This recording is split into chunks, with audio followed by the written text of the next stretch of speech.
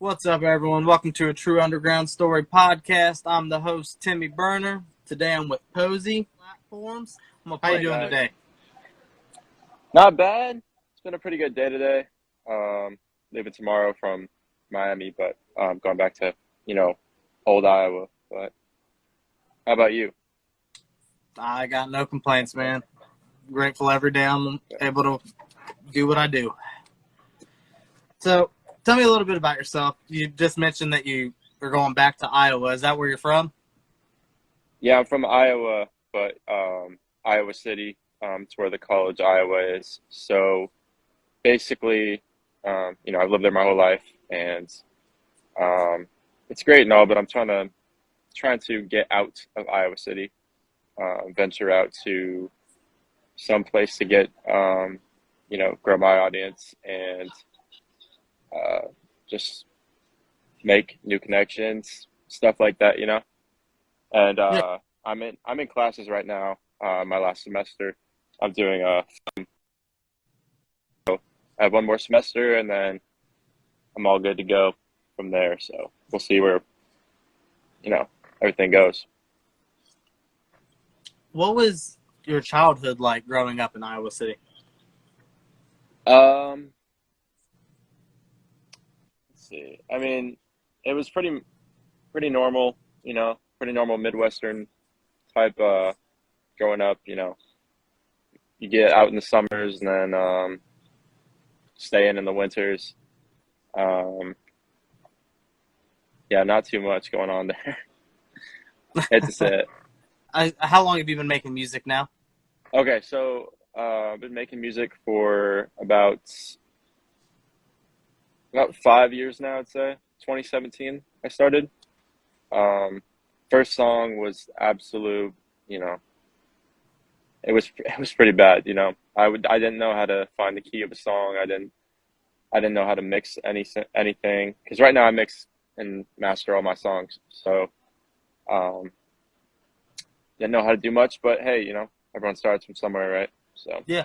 I mean, the fact that it only took you about 5 years to kind of learn like that self efficiency and learn how to mix and master things on your own is a smart move, especially in the underground scene. It can get really pricey with having to get like somebody to engineer your stuff for you. oh yeah, I'm gonna tell you right now, I've been to studios, like big studios, nice studios, and I just don't like I just feel like they like to run people dry, um, and they like to just do the bottom of the barrel stuff, or like the minimum they can do for the artist, and I feel like that's just completely wrong. Like if I mix someone's vocals, like I'll mix, I mix and master my vocals, but if I have friends or other artists that I mix and master for, and I always put my most effort into that. So How did you come about your stage name Poezy? it's pretty stupid actually. So my real name is Joe, but yeah, Benny. That's an artist I work with. Said go to mixing. But Yeah, and then so my first name's Joe, and then my last name starts with a P. So then my friends would always call me Poe.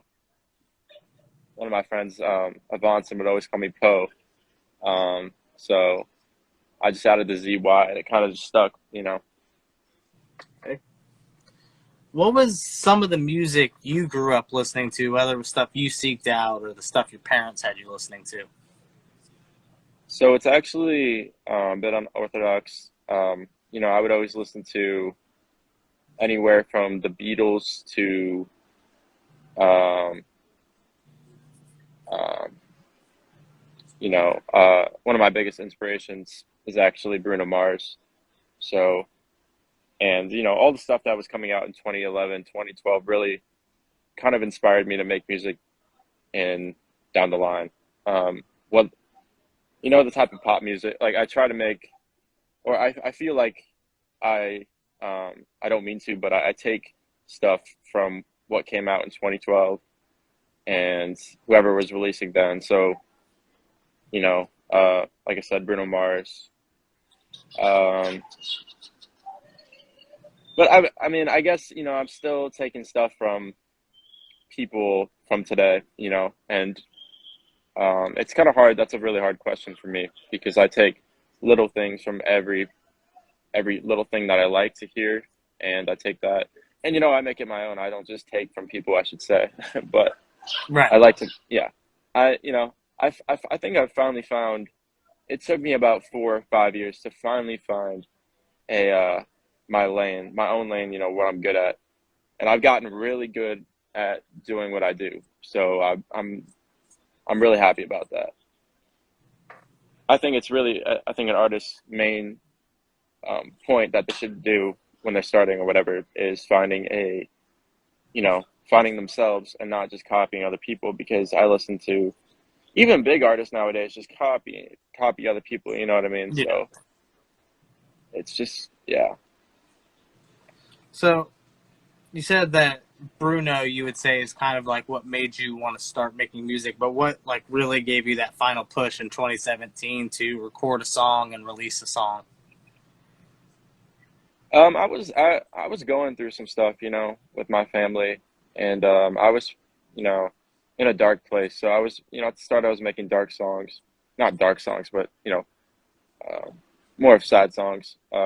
So I think the as much as I don't want to say, that me being sad kind of pushed me into, you know, back into my room, and just got me wanting to make music and use it as therapy, and it's kind of, I still do that, I still use it as therapy, but it's more of just today it's more of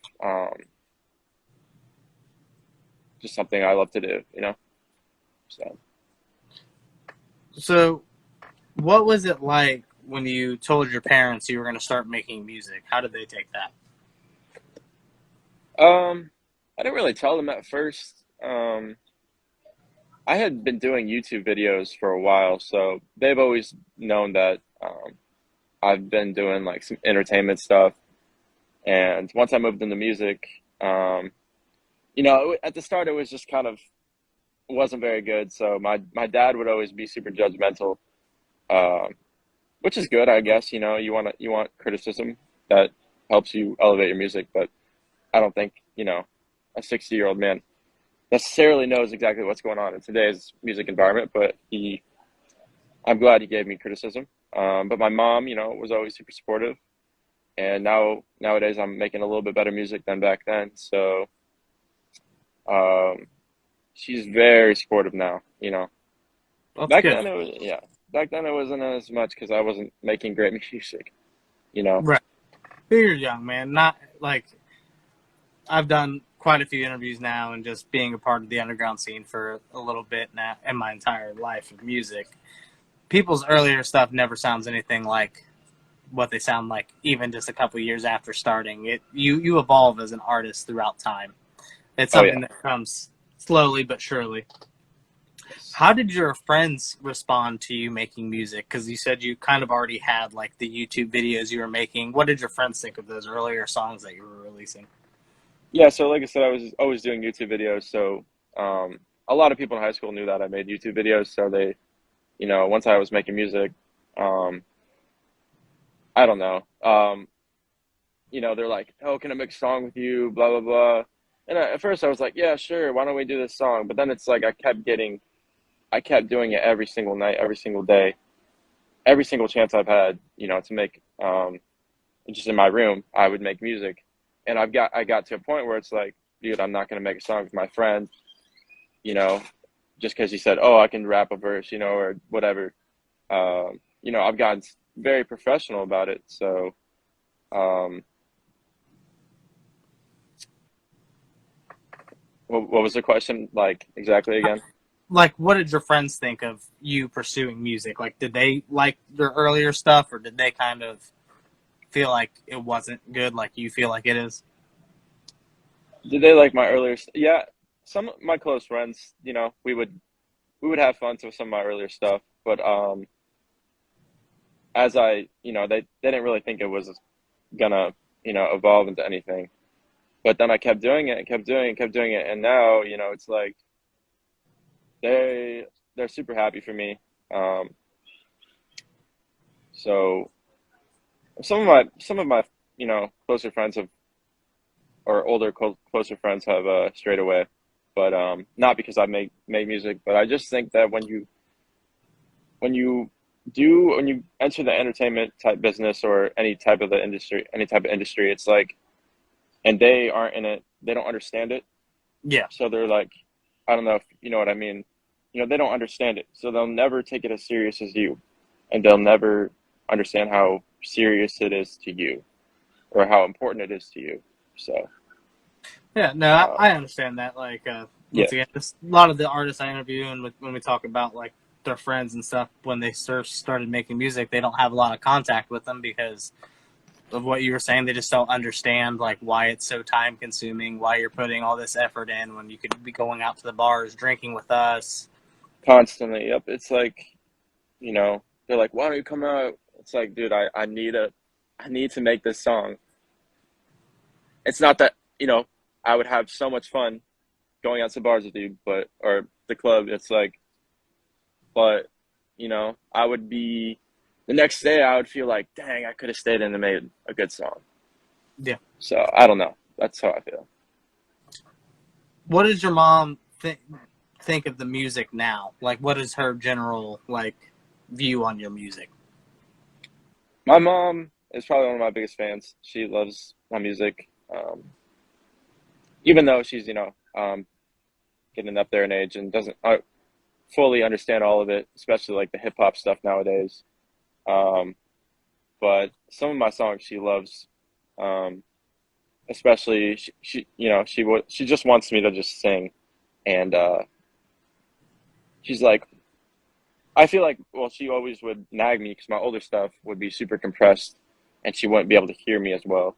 But nowadays, I've perfected my mixing to where she just loves to hear my songs. So That's good, man. especially my ballads or where I'm singing more. No, you got a good voice, man. So I'm glad that you kind of like learned, like how you were saying your earlier stuff. You didn't know how to like hit those notes and stuff, and so it's good that you've like, definitely progressed. Like, Yep, for sure. I've learned how took voice lessons. So I figured I'd try to. I took voice lessons last semester at Iowa, so um, I wanted to improve myself. I thought yeah. it'd be good for me. So, How did you end up meeting Benny the Jet? what do I mean, Benny the Jet? I think he messaged me on Instagram, and this was during the pandemic. He messaged me on Instagram, I think, and he's like, "Hey, we should make a song or something." And then we made a song, and then that was about 2 years ago. And then ever since then, he's been a pretty close partner of mine, making. Uh, we're trying to come out of Iowa, so it's like it's a Yeah, little bit tougher than it's a little bit tougher, but we're trying to do it. So, no, I get that. Yeah, trust me, I'm in Ohio, so trust me, I know all yep. about the small state, not big in music as it should No, be. people always put you under it's like, oh, you're from Iowa. Nobody cares. Right? But if Yeah. it's like, oh, I'm from LA. It's like, or it's like, oh, I'm from Chicago. It's like, oh, okay,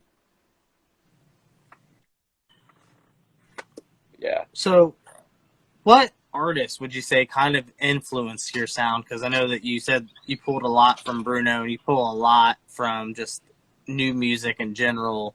But what artists kind of do you feel like you are influenced by more? Um,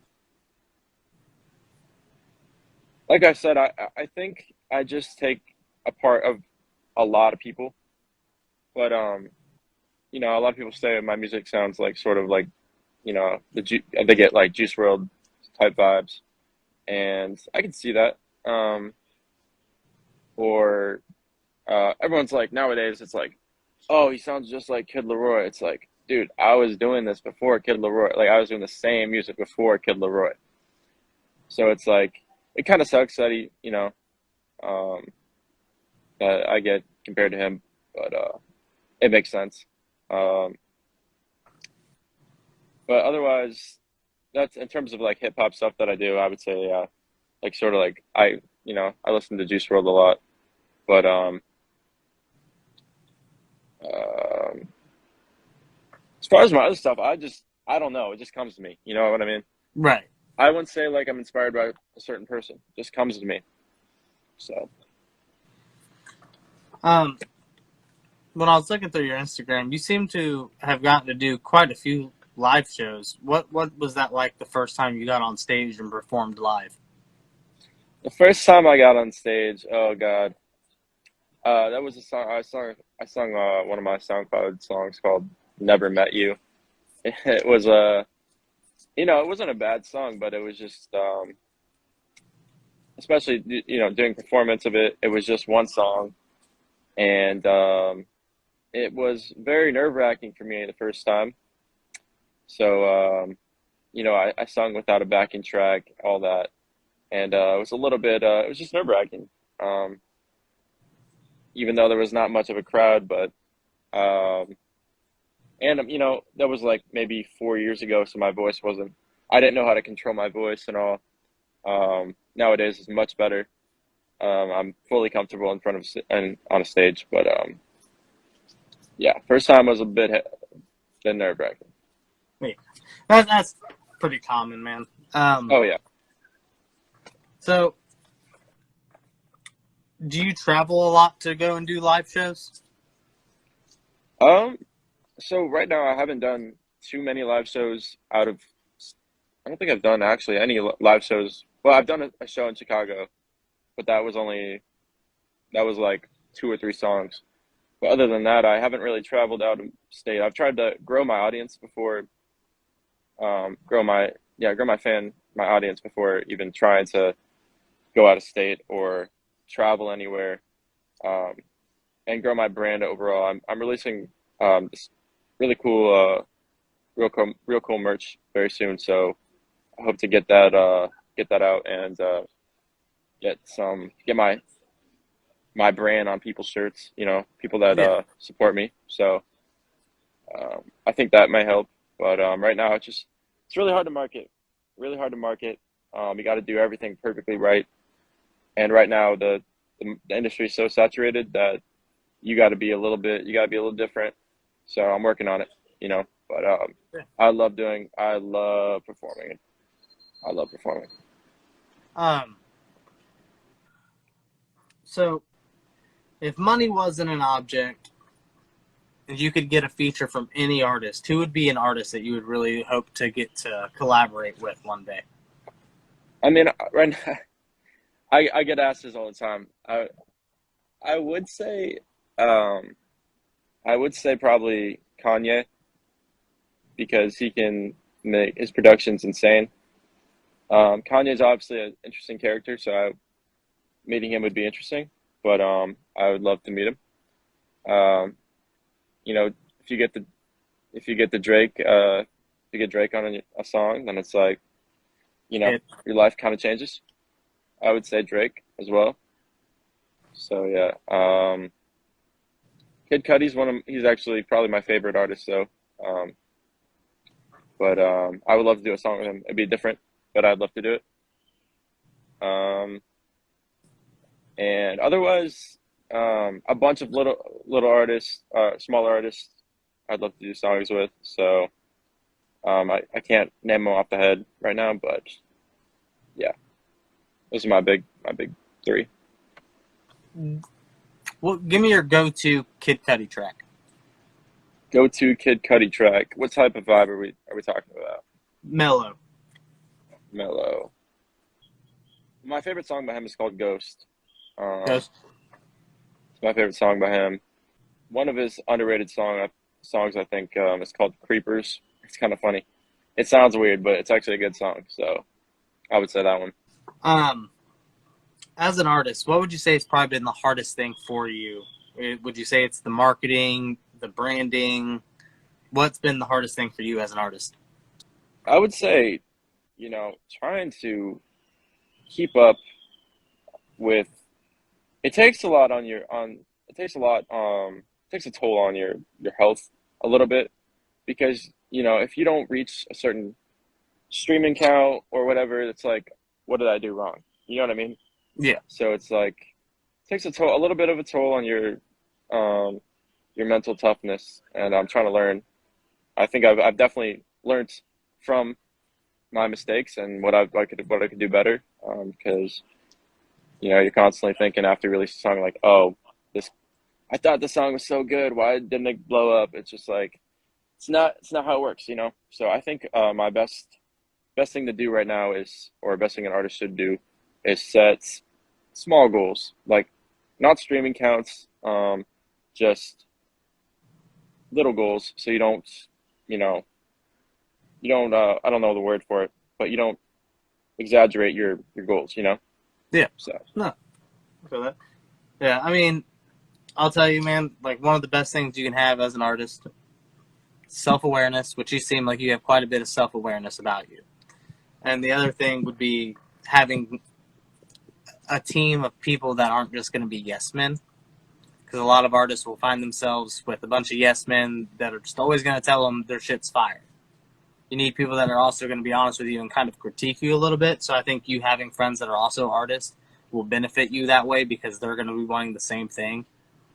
Like what you were saying to the effect of like streaming count and stuff, you kind of want to have a slow rise because if you watch the careers of a lot of these guys that have that hit song, like they never have another hit.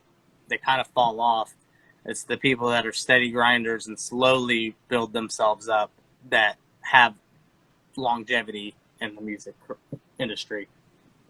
for sure, for What sure, would you I say feel has that. probably been the most rewarding thing for you as an artist? Most rewarding thing. I actually really love um getting recognized. People when people know you for a song or whatever, it feels good. It does really feel really good. I don't know why. I don't know, but it does feel good. But recently, I would say in March, I had a better around you kind of blow up a little bit. It got around 15K streams pretty fast. So I think that was probably my most rewarding song so far because I worked my ass off on that song. So um, otherwise, I would I would say as much as we don't care about streaming counts, whatever good streaming, if we get some good streams, then it's kind of big nowadays. So Yeah, for sure. So a while back, you did a Peaches remix, and then you just not too long ago, remixed a track of Drake's.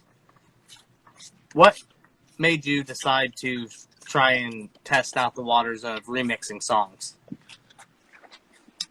I would say, I've seen a lot of people do it, and it's helped them a lot. And I think the most thing or the best thing that you can do right now is, um, or I wouldn't say the best thing, but a good thing to market yourself is compare yourself to other artists in a way. I wouldn't say compare yourself to other artists, but if you say, oh, I see this on Instagram all the time or TikTok or whatever. It's like, oh, I sound like Post Malone. It's like, oh, he sounds like Post Malone. That's a famous guy. So maybe he's like Post Malone.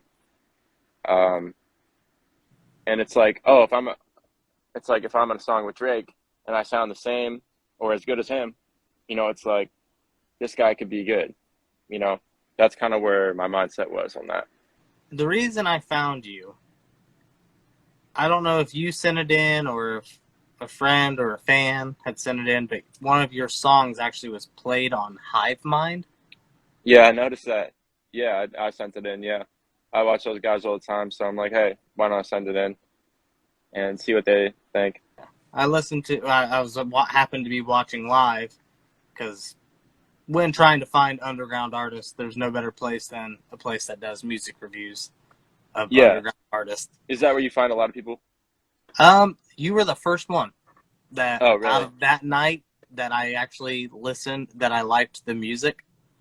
because they get a lot of people that be sending in like these funny raps and stuff, and that's cool and Yeah, all, but yeah. It's a like, lot of the times it's people that aren't actually taking this seriously, and I don't want to waste my time interviewing somebody who's just making music for the fun of it and not actually trying to be an artist per se. yeah. I felt a little bit weird. It's like my song sounds. Everyone's like, "Oh, this sounds like a TikTok song." You know what I mean? It's Yeah. like, it's like, well, it doesn't sound trash, does it? You know what I mean? I don't know. And even though I forgot, you know, their names Riley and or the Hivemind guys are like, yeah, they're like, oh, it sounds kind of TikTok-y, but I don't know. I feel like it went down well for the audience. So Yeah. No, I agree. I mean, and not everything is always going to be for everyone. I try, and that's why I'm very unbiased on my channel. Like, I've had people who I've told them, like, your music's not for me, but that doesn't mean I won't interview you because you have an audience somewhere, and what I want to do is help get your name out to that audience. I appreciate Um, that. so if you had to like explain or describe your music to somebody that had never heard you before, how would you kind of describe your sound? I would say I'm very easy to listen to, um, relatable, uh, smooth. Um, Everyone asks me, it's like, what type of genre do you make? And it's like, I would mostly say hip hop, pop. I try to mesh that. It's pretty popular nowadays to do that, but relatable stuff that's easy to listen to. That's what I'm trying to trying to go by right now. Have you got to do many music videos yet? Because I mean, you're still pretty early in the music career. Have you got to do many music videos? I've done a few, maybe two or three, but Okay, you had to take my money and run music video. yep, I had that one. But I actually have one that I just shot in Miami, and it is releasing within a week and within 10 days. So I'm really excited for that because I don't know if you've heard my song called Nothing, but it's a music video for that one. So I'm very excited for that one because I paid a lot. I really invested in that one. So it looks great, and I'm very excited for everyone to see that. What's more important to you with your Spotify numbers? Is it the monthly listeners or like how many people follow your Spotify page? Uh, Definitely the follows because the follows keeps people coming back. Um, Monthly listeners, as much as it sounds cool, it's really not because it's really just who listens that month. It's not about longevity. As an artist, a lot of artists, they kind of like put stuff in the vault. How many tracks would you say you might have sitting in your vault? I have maybe 3 or 4 tracks done, um, but I'd say, oh God, you know, over 100 songs that are unfinished, um, that need a little bit of work. But about 20 songs that could be released are good enough to have potential. Have you got to work with many artists so far? I mean, since you've only been doing this for 5 years, have you got to do many features or get a bunch features on your music? Yeah, I've done a few features here and there, but I wanted to perfect my sound for actually doing any. Uh, I've mostly been doing my own stuff, but I just did a feature for my boy Jay Skiddo. He's a artist from uh, he's from Iowa as well, but Upper Iowa, and that song is. If you guys are listening to this right now, you should probably go check that out because it's a pretty good song. And you know, um, other than that, I don't think I will do any too many more features until it's worth it. Right. What is your idea of making it in the music industry? I would say until making it would come based off of income, in my opinion. You know, being able to support myself, um, not living off the dirt too. Like support myself, enough to where I'm happy. I Yeah. would say I would say for me that's what it is. What would be some advice that you'd give to a younger person or just even a younger version of yourself trying to pursue music? What would be some advice you'd give them? I would probably just say keep doing it because and keep practicing and practicing because there's no real advice that I could say that I could give myself that would just be like, oh, you know, that'll help me perfect. Like that'll just spark my career. No, there's just nothing I could say. Um, I would say keep working on it and keep doing what you're doing because you'll make it one day. What would be some change you want to see in your community? I would say um, people like to act. People just like to be superficial nowadays and act different around other people. Not be themselves. And I would say, and that causes it causes problems with relationships and um, everything else. So I would just say, stay true to yourself and don't, yeah, stay true to yourself and also maybe go outside your comfort zone a little bit and be happy with who you are. Pretty solid advice, man. Um, do you get to do have you done a lot of photo shoots for yourself to like kind of get like those headshots and stuff? Because I know that's kind of a popular thing to do now is to have multiple photo shoots happening to help just post to get yourself in like an algorithm on Instagram. Yeah, I've done a few, but I want to do more coming in September now. I want to do a photo shoot as as I think now. I think this year has been my biggest year by far. So I want to keep the steam going and keep posting more, market myself as much as possible. Um, and I think photo shoots I needed to do that. So, and I really need a new. Does anybody that does photo shoots in here? Let me know, or knows somebody. Let me know. But yeah, I think that's needed to uh, upgrade my career. Who do you reach out to for your like animations and cartoon work? Because you have like some drawings and stuff. Like for example, on Molasses, who does your cover art? I guess would be the best way of wording that. Yeah, that's my girl. Not my girl, but name's Megan, and her name's Issa Meg on Instagram, and she's been a close friend for a while, about 2 or 3 years now, and she did my cover art for Molasses and uh, what's it called? Uh, my little album I put out in January of 2021, Distractions. So shout out her, and you can find her Instagram in the bio of whatever picture I posted about that. Okay.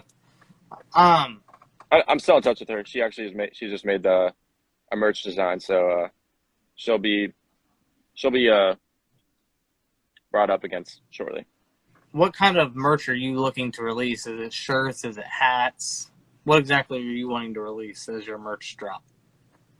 I guess I'll give it away right now.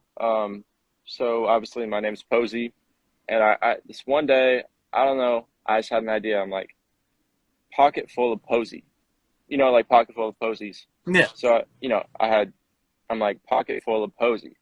That makes sense, right? So that's what the merch is about, and that's kind of what the brand that I kind of want to go by because everybody knows pocket full of Poezys, and it's like Poezy. It kind of just makes sense. And it's I dig actually a it. really cool design that she made, so I'm really excited to show everyone. So let's kind of talk over the music that you left up on Spotify, the music you have up on Spotify. I don't know if you've ever removed like old stuff or whatnot, but Oh, I definitely have. Yep. yeah. So we'll start with in 2020 you released Fatal Attraction. What was the creative process behind that?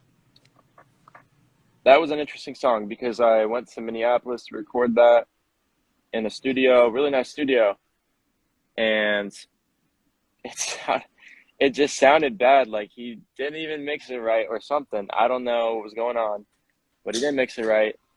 Um, the recording process was really fun. It was a nice studio and everything, but other than that, it didn't go well. So I had already recorded it previously because that's what I do if I go to the studio. I record it first, make sure everything sounds good or it's plausible to do in the studio, and then I'd go to the studio and record it there just for the better mics and analog gear. But uh, I actually recorded all that at home on an NC1A mic, and right now I've upgraded to it's a Newman, something like Newman, and it's about $1,000 mic, and you hear that in my recent songs. So Just because you brought up how much that mic was, what are you doing to make ends meet since you are a college student and also making music, which can be costly? yeah, I work for my mom a little bit, but also I do real estate video stuff. Just try to it's good, it's lucrative, and um, I'm pretty good at that since I'm a film major. I can just do edit stuff as well. So that's what I'm doing on the side right now to make ends meet. And every little bit of money I get pretty much is into my music, and that's why it's you know it's a need to just stay focused on it. So, also in 2020, you released Midnight. Sir. What was the creative process behind that one? So that song was interesting because at first I didn't really like it because it was super electronic, and that song I was recording, middle of the pandemic, and I just wanted a song that everyone could party to and um, relate to, and I think that's just the perfect song. I thought that song was gonna be huge, and it still is gonna be huge, but we just gotta wait.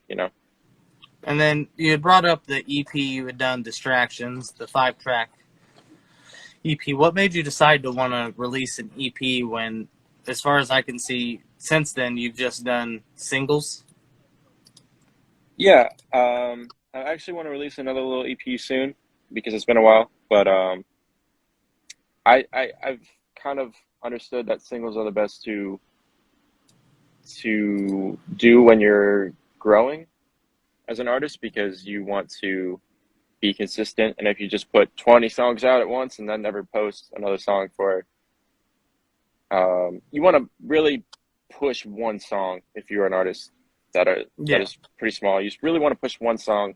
Don't put out a 10 song, or even really don't even put out an EP unless it's like less than 3 songs, because it's just not the best thing to do when you're just trying to grow. And then you also, in 2021, released Molasses. What was the process behind that track? Um, in terms of like recording it and stuff, Yeah, like just your whole process, like how you came up with the concept and the name of the song. um, I think I'd been talking about molasses in one of my classes, and how it moves. Or I might have just heard molasses and everything about molasses. It's like very slow moving and uh, kind of gross, but and I kind of wanted to relate that to some sort of a relationship with a girl. So Then you had a 3-track, a single pack that you did with an artist, Bryson The Illest. What made you guys decide to release a 3-piece single together? I really wanted to dive into my hip hop stuff because I can do that pretty well, I think. And I feel that I wanted somebody that does hip hop as well, or rap. Bryson mostly does rap. Um, I wanted to release something with him to do that instead of just release like a hip hop thing by myself. I don't know. It's just different. So I wanted to make it with somebody that raps as well and is good at it. Then you released the track also that year in October, with like kind of a Halloween vibe on the cover art and Bite Back. What was the process and idea behind that song? Right back. I actually think that's one of my favorite songs to this day. I just really love um, the melody of that and the hook. I think it's really, bite back is not actually like biting back. It's more of like, Right. I hope she, I hope the woman or whoever you're talking about is, you know, being a little bit, giving it the same effort as you are. So that was kind of my initiative with that song. But I thought it was ended up pretty good. And then you got Better Around You. Yes, sir. That was, like I said, that is my biggest song by far right now, and I think that's a great song to. I so what I've been trying to do with my music is most of it at least start it right away. So Better Around You just starts with lyrics right away, and some songs have like 30-second intros where it's just music. For me, I think I just want to start every song right away. That's what I like doing, and that song kind of went off that, and then it changed up. I really like beat makers that change up the beat. It's not so stale. So Yeah. that's what I like. That's what I like to do. Did you ever think like when Better Around You like kind of started getting that traction, did a part of you think that you should probably make like a visual or a music video for that? Oh yeah, I was I was trying to, but it's just really hard to make a video in Iowa because I don't trust anybody. As much as I don't want to say, I don't. It's like, oh, I want to make a video like Cole Bennett. I want to, that's what I'm thinking Yeah. about. But then it doesn't turn up to be like that because it's somebody. No shade to people from Iowa. It's just that they don't get the industry and how to do it. I don't know. That's just why I haven't made many videos. Mainly, it's because I want it to be perfect. No, hey, that's as Don't as an don't want it to be artist, you cheesy. should always have the vision, man. Yep, Always have your vision, and if you don't feel like the things around you are going to get you the vision that you see, don't do it because then you'll just end up making something that you're not going to be happy with in the long run. exactly. Um, then in June, you released MIA. What was the process and idea behind that track? MIA. So I wanted to get into do some hyperpop stuff. So that's kind of a little bit of dabbling in the hyperpop because I think that I'm pretty good at it, and it's kind of like a mesh between regular pop and hyperpop. So that's what I kind of tried to do with that song, and it's only about a minute 50, which I wanted it to be longer, but the instrumental was just not long enough. So, and I didn't want to buy the trackouts as much as I don't want to say. I just didn't want to buy the trackouts because it's expensive. You released Lane Switching just 6 weeks ago. What made you decide to do this track? Like, what was it hearing the beat, or what really Yes, sir. moved you to this track? That song I recorded, started it. I started it the year prior, um, and kept. I just I felt I never really wanted to release it because I felt that it was going in the direction of being too mainstream and too cookie cutter. But then it's like I feel like I perfected the verses and made it a little bit fun and different, and perfected the mix. So I think that's why I finally ended up releasing it. And I was gonna release it in the winter, but then it's like I feel like it's more of a summer song, so I just waited till around there. And everybody I played it for is like, why is that not released? So that's why I ended up releasing it. Have you? Because obviously, like you were talking about how big your vault is, and just that you think singles are the best move. Have you thought recently about maybe doing like a 10-track album and then still continuing with the singles just so you have like a big body of work out there? Yeah. Um, I would say I'm not gonna do a 10 song album until I get more loyal fans. It's just not the best move, like I said. So I will be doing a four or five song EP coming this year. So I'm really excited for that one, and I think that's the best move, and as a small artist. No, I can see that. Have you ever thought about nicknaming your fans as posers? I've never thought about that, but I'm not sure. I don't know. What do you think about that one? I think it'd be a good idea, but that's just me Posers. because I just thought of it. Posers. Then So you got the to do it meaning with the Z, the though. You meaning got to spell behind it. posers. The meaning behind poser is kind of like bad. You could So flip it. You could make the word your own. yeah, we'll see. We'll see. I kind of like the idea of making a name for my fans, though. I think it's a good idea.